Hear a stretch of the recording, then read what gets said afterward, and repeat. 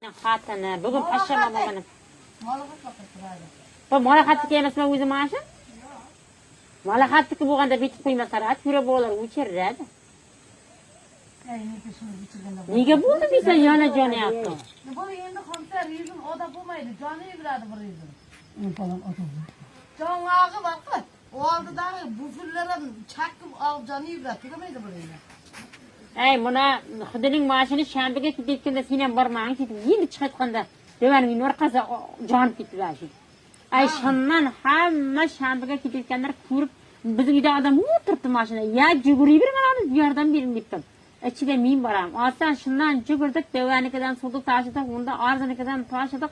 Ay, shu mashinada o'chirib jandani bor. Bir mashin jonladi o'chirib oldi. Ay, xudo odam o'chirib oldi. Jandani suvga bosib qaylaganda buni ostidan jamaqada jamasaradi. Ostidan avval ketgan jon. Ostidan ketgan jon turgan.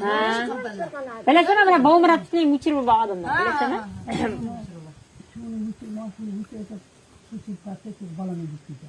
Yo, ostidan jon etgan. Varan ama bu cir can jatı var. Cir. Küçüğüne cir can eti var. Yana jonona kerak. Shunday endi bo'ldi bu jon tayyorda. Ay, shunday nima qiladi? Buni qiladi. Öldü ya. Dayıktan. Yordam qildim, chaqirmoqqa jonga. Vaqir jattana xatan. Ya, qana, hozir tez yordam ana o'chirish fajarni Fajarniki nima qiladi uni? U tugaga fajarnikincha tugadi. Hayla mehrniki fajarnikincha mehrniki tugadi. Ha, bu nima tek adabiyotda olmam yana. Hala ustam bir heda qilyapti. Uni o'tib ketdi aytganda yo'ldan. Orqasida turib, uzoqda turganda. Ha? O'lgisi kelayotgan, uni o'lgisi kelayotgan. Ha, shu gazi jo'g'am yaxshi deng.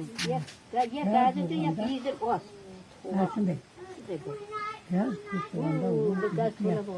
To'ldirolmaydi hozir hech kim gaz qimmat ketganda.